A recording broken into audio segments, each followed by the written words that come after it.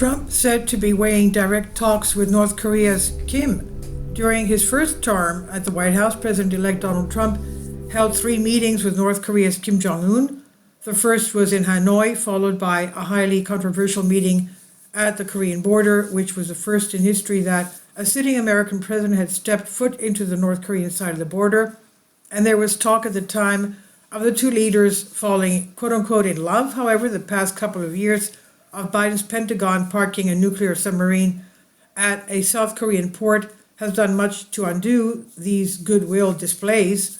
Washington has requested that Pyongyang, the capital of Korea, abandon its nuclear weapons development, while Kim has demanded nothing less than full sanctions relief. What will be the policy under the second Trump White House?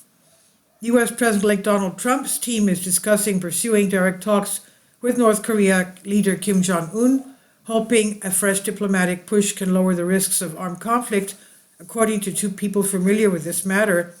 South China Morning Post and Reuters reported on yesterday.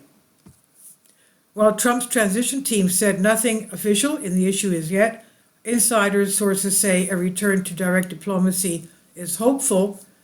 Several in Trump's team now see a direct approach from Trump to build on a relationship that already exists, and most likely to break the ice with Kim, years after the two traded insults and what Trump called beautiful letters in an unprecedented diplomatic effort during his first term in office, people said.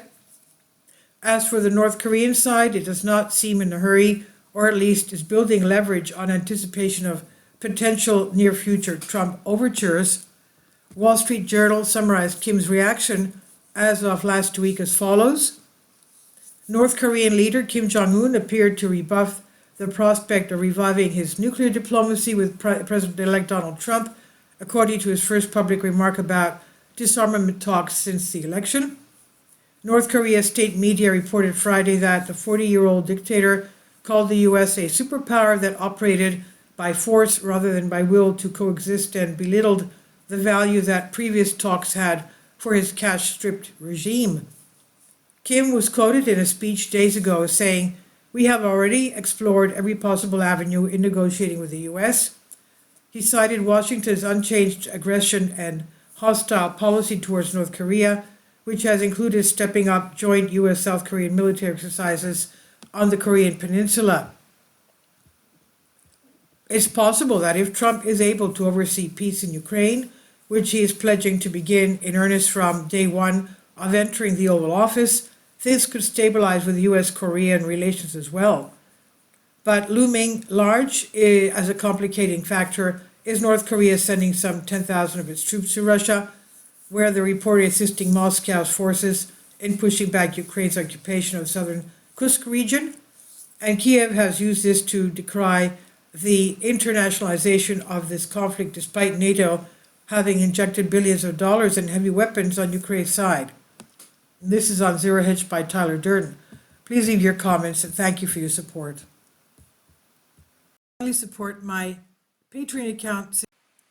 The daily posts are 5 videos daily, and they are totally different from what I have on my YouTube channel.